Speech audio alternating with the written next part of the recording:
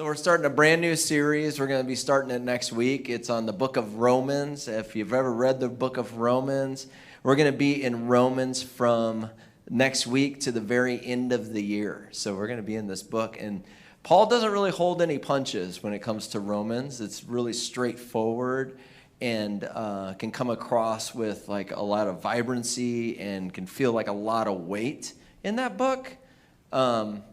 But what I wanted to do today is prepare our hearts for the rest of the year. And so I just wanted to give you a message on your heart today. So when we jump into the book of Romans, it's like, okay, God, our hearts are prepared. We're ready to go.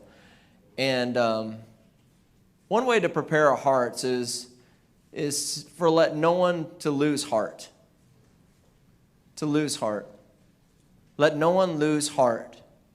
When we're pursuing something, when we're moving forward, let us not lose heart in that. Let us not lose heart in moving closer to Jesus. But our hearts would continuously grow. And that's what that book of Romans will definitely do. It's going to grow us closer to Jesus. But I want to share a message called, Let No One Lose Heart. At different times, we're faced with gigantic mountains in front of us, or the odds are stacked up against us, it feels like.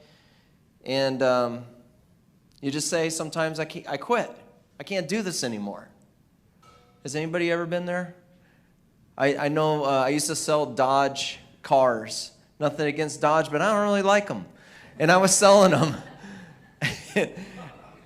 And so I took a lunch break and never came back. Where's that Neil guy who trained them? He's still at lunch. That was about 20 years ago, so they're still looking for me. But sometimes we just quit. Or maybe even a more subtle way of quitting is just not putting forth the effort that it takes to win anymore. Just kind of going through life in the motions, but not really like working towards winning. I'd like to share a passage from the book of Samuel, where David and Goliath. You guys ever heard the story of David and Goliath? A lot of you that ran the Bix yesterday, that Brady Street Hill, that was your Goliath. You have David and Goliath, and word got out that there's this Philistine that actually he's a 9-foot tall guy, and he said if anybody comes to him and fights him and wins the battle, then he'll save everybody from fighting. And so you just got to go and fight the Philistines. So the Israelites lined up in the middle of a valley, and the Philistines are on one side of the valley, Israelites are on the other side, and Goliath stood at the very front of them and said, challenged anybody to come fight him. Well, David was actually bringing some grain to his brothers and some bread to encourage him because his brothers served in the military. And he shows up and he sees this gigantic Philistine. He's like, what's going on? Well, this guy says if you fight him, then you win the war. And David says, I'll fight him. Well, David is a 14, 15-year-old kid. He's saying, I'll go and fight this 9-foot guy. And so here's a passage in 1 Samuel 17:31. It says, now when the words which David spoke were heard, they reported them to Saul, who was the king of the Israelites. And he sent for him. Then David said to Saul, let no man's heart fail because of him. Your servant will go and fight with this Philistine. Let no man's heart fail because of him, because of the mountain in front of you. Everybody else wanted to quit. They're ready to go home, and some of them had. They had turned away, and they just went back home to their land. But David sees this gigantic mountain in front of him, this fight, this battle, and says, let no one's heart fail because of that. I'll go and fight him. Let me actually say that in the way that David would say that. Let no man's heart fail because of him. He's a 15-year-old kid. That's how you talk when you're 15, right?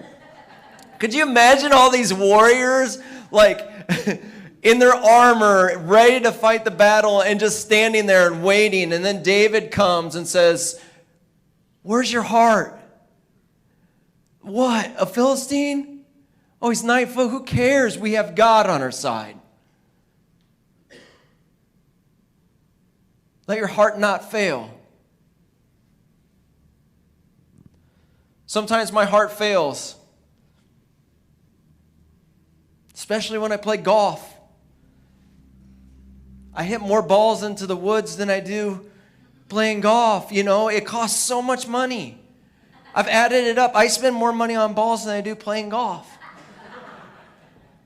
And what happens when your heart starts to fail in golf is you just stop trying, don't you? You just stop trying to win. You're just hitting balls in the woods. I turn it into Happy Gilmore, you know, and try to run up on the ball, act like I don't care. Really, I'm frustrated. Heart fails. And you see it in sports a lot of times, don't you? When one team is just killing the other team, what happens to that team that's really getting beat up? They just start shooting outside. They're, football teams. You don't even need to know the score. You can read people's faces who's winning. In sports, can't you? Have you ever been on that team? You start picking on each other because you're losing and it's your fault. But David says, let no one's heart fail. So that's sports, but it happens a lot more in life, doesn't it? In our marriage, in a relationship, in our job, in our church, in our faith. Our heart starts to fail because we start dealing with stuff that, man, this is not going as planned. I'm so disappointed right now. I'm so broken up. Man, where are you, God? This didn't work out the way that I expected. Unmet expectations is a great opportunity for our heart to fail, isn't it? But David says, let no one's heart fail.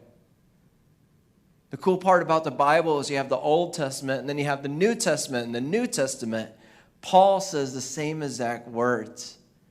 And so a lot of times when something's repeated in the Old Testament and then repeated in the New Testament, you need to listen up. And so let's look at Paul, because Paul says the same thing.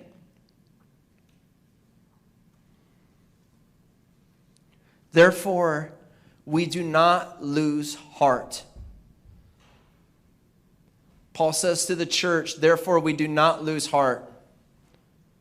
He says in 2 Corinthians 4:17, for our light affliction, which is but a moment, is working for us far more exceeding an eternal weight of glory. So if we dissect this verse, as Paul says, we do not lose heart, then he gives us an opportunity to look at why don't we lose heart. He says, because of our light affliction is but a moment. So Paul's light affliction, have you ever read the Gospels? Have you ever read the book of Acts? Have you ever read Philippians, Galatians? Paul's light affliction. Paul's light affliction. He says he's persecuted. Paul was stoned. He was actually out to sea in his ship. He was shipwrecked. Paul's light affliction. He was beaten 5 times with 39 lashes in front of an entire city. His friends abandoned him. Everyone abandoned him. He was locked in jail. His light affliction. Does it sound like light affliction to you? Sounds like a good opportunity to go ahead and just lose heart. This is not working out. There are way too many obstacles. This is way too hard. But Paul says our light affliction is but a moment. This is a perception that Paul has. It's a new perspective that we could all take hold of. How can Paul call that light affliction? How can he keep not losing heart? How can he keep his heart in the game? It's because of his perspective.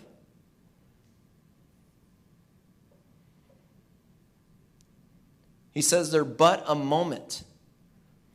Have you ever been in a situation where it feels like everything just crashed? Like a relationship comes to an end, that's it. That was my world. You get fired from a job. I just leave at lunch so they can't fire me. I wasn't any good. I'm a horrible car salesman. Thank God for Marketplace. But it feels like the world just crashed around you. What Paul says is that affliction, what you're walking through, is going to be but a moment in your lifetime. It's a moment. It's a little piece of time. And so it's not time to throw in the towel because something happens that's really stretching or really hurts. It's actually time to remember this is just a little moment of time. He says affliction is a moment of time.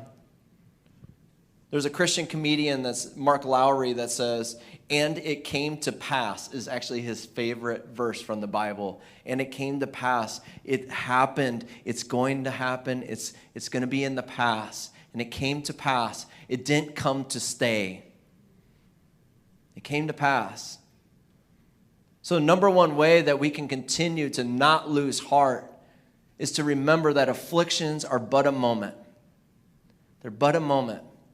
The second way is this, is he says that but a moment, and it's working for us.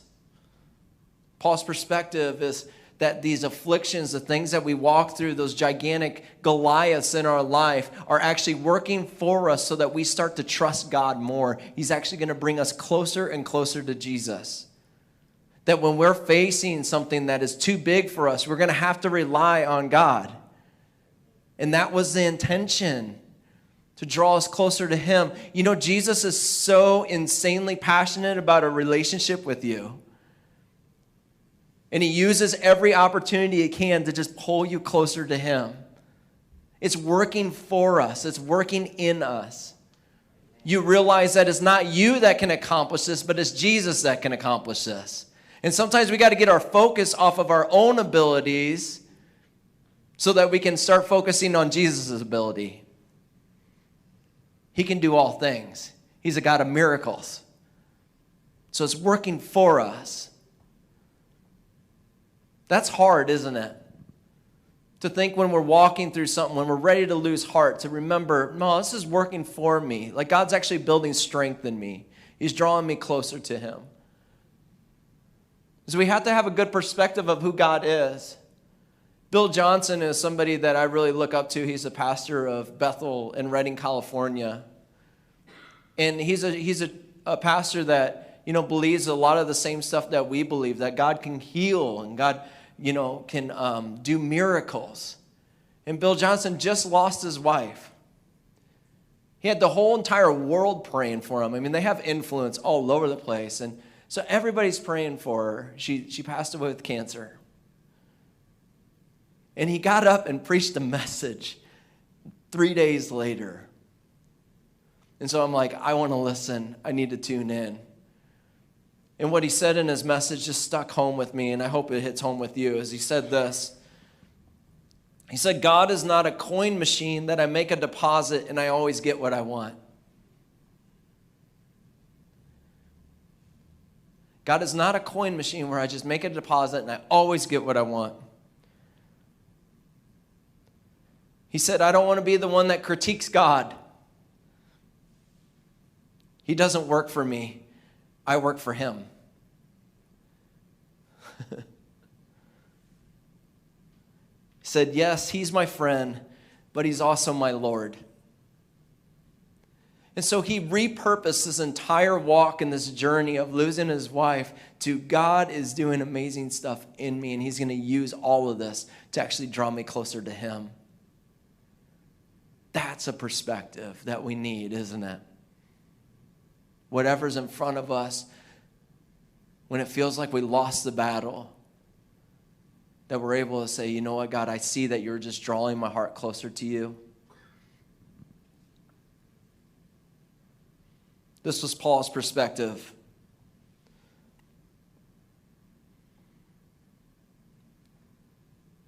So the first way that we don't lose heart is we remember it's just for a moment. The second way is we remember God is doing something in us. He's working in us. And the third way is this, is we focus our eyes on Jesus. We focus our eyes on Jesus Christ. Hebrews 12, 2 says this.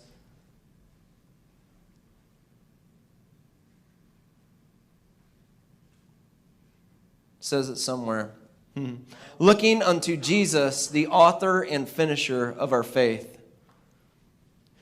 When we want to focus all of our attention on the Goliath, take your focus off of the Goliath and point your focus to the heavens, to Jesus. Take your focus. Sometimes we scope in and hyper-focus on the obstacle, don't we? And so if we look to Jesus, that obstacle seems much smaller because we're in it with him. But when you look at an obstacle, maybe it's finances, maybe it's a marriage, maybe it's a job, maybe it's just life. And we look at that obstacle and we just hyper-focus on it.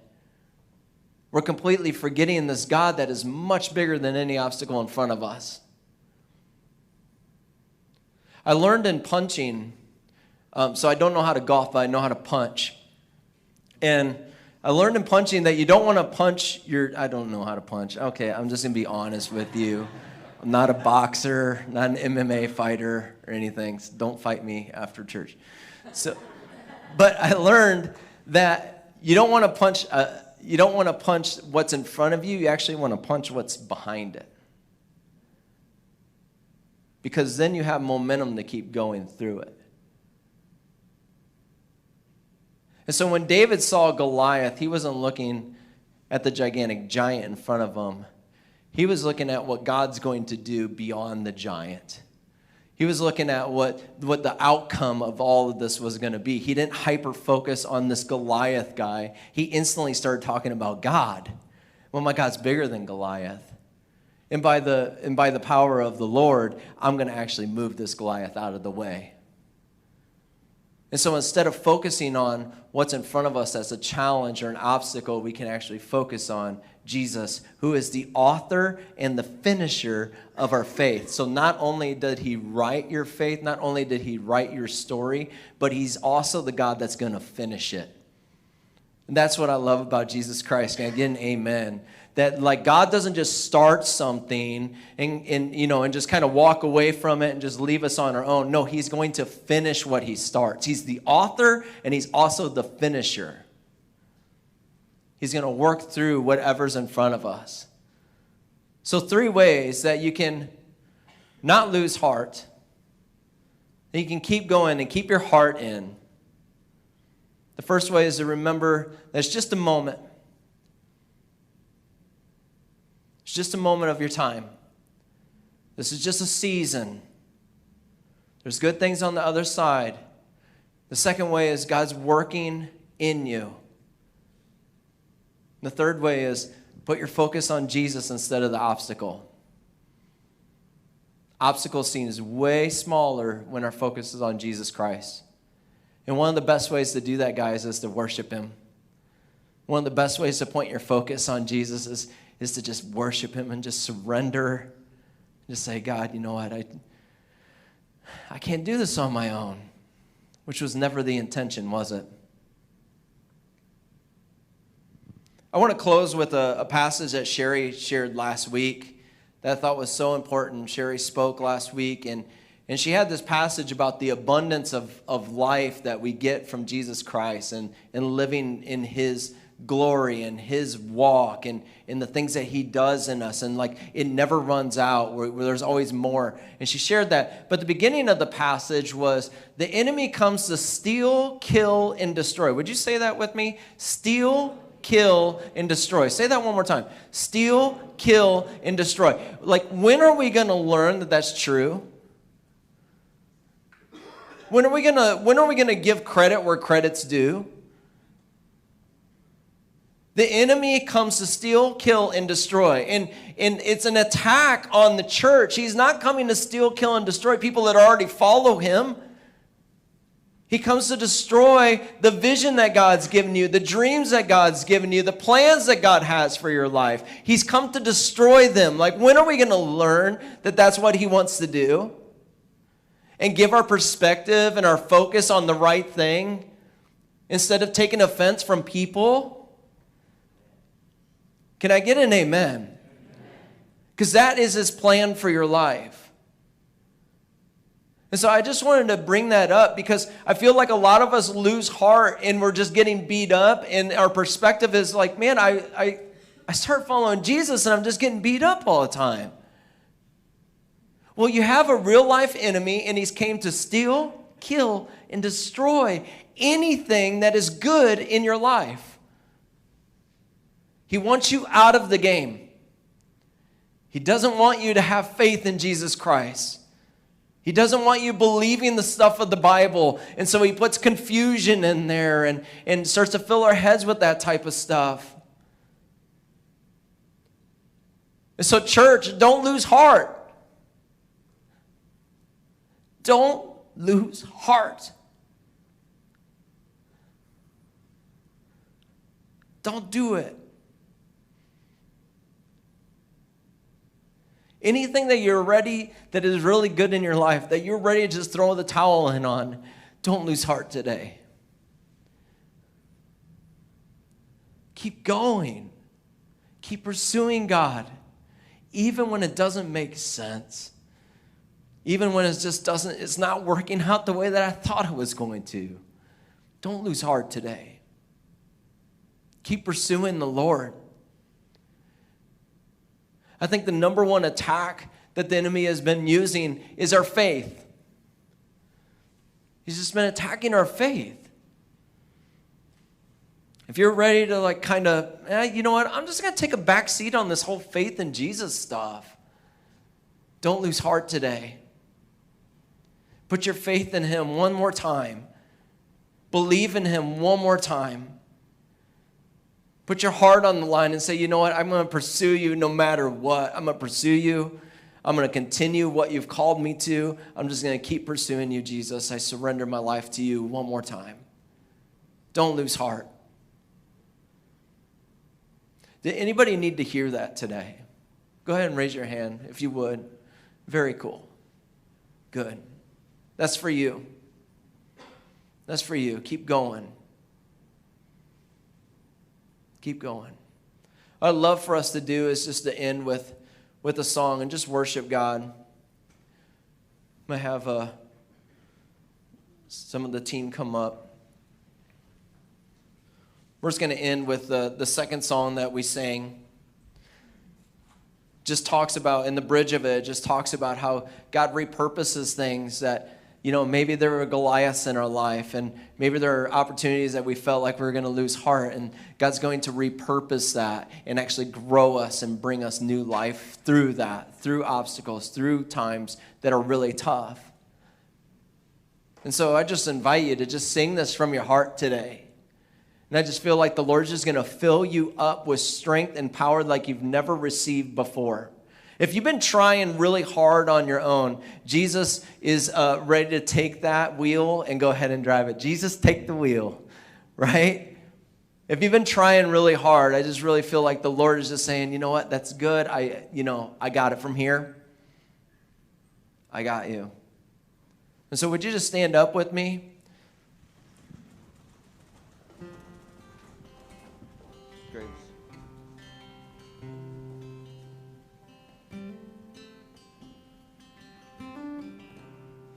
I just want to invite you, if you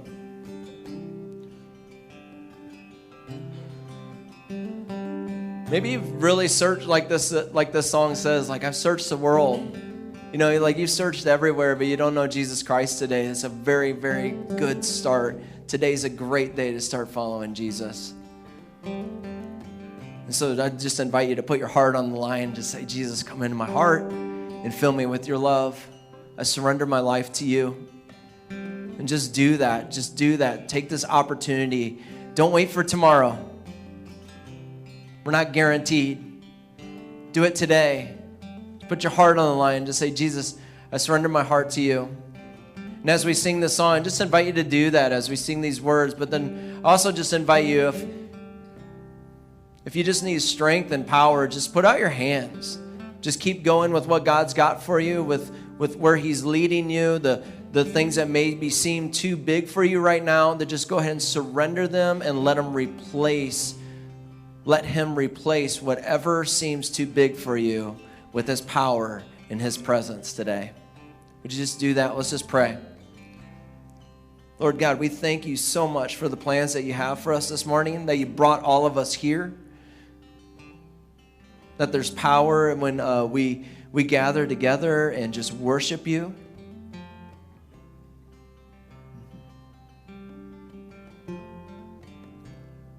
And so, Lord, as we just surrender our hearts to you, as we just say, Jesus, we can't do this on our own, and would you fill our hearts up with your strength today? Lord, would you just come and meet us in that place? Meet us right here, in the middle of this, in the middle of this time.